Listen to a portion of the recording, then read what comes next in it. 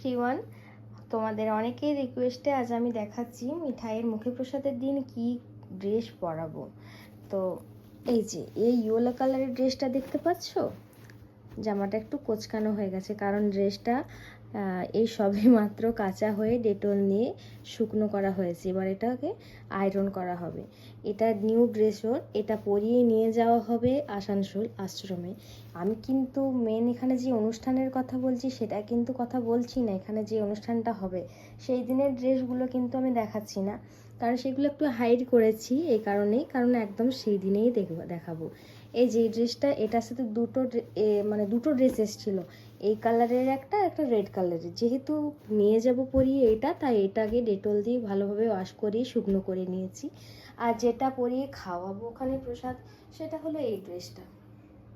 ভীষণই সুন্দর এবং ভীষণ ভীষণ ভীষণ লাইট ওয়েটের মধ্যে, ঠিক আছে, বাচ্চাদের একদম আরাম।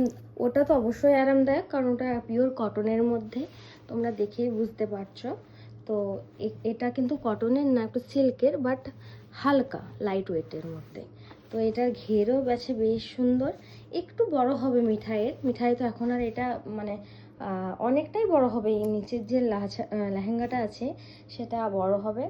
তো ড্রেসটাও একটু বড় হচ্ছে, উপরে যে ব্লাউজটা আছে। তো এখন তো আর চেঞ্জ করার মতন সময় নেই, তাই আর চেঞ্জ হয়নি। জাস্ট এখানটা একটু মুড়ে নিয়েছি যাতে পরানো যায়। তো এটা পরিয়ে ওর মুখে প্রসাদটা আসল হবে। এটা কিন্তু ভীষণ সুন্দর, আমার কিন্তু ভীষণ পছন্দ হয়েছে এই ড্রেসটা। তো এই দুটো ড্রেস আপাতত কালকের জন্য।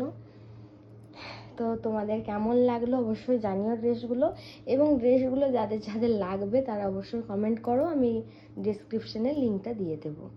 আর মেন এখানে যে অনুষ্ঠানটা হবে সেটার কিন্তু কোনো ড্রেস আমি দেখাচ্ছি না, কারণ সেগুলো সব কাস্টমাইজ করা, এগুলো কিন্তু সব কেনা। ঠিক আছে, টাটা।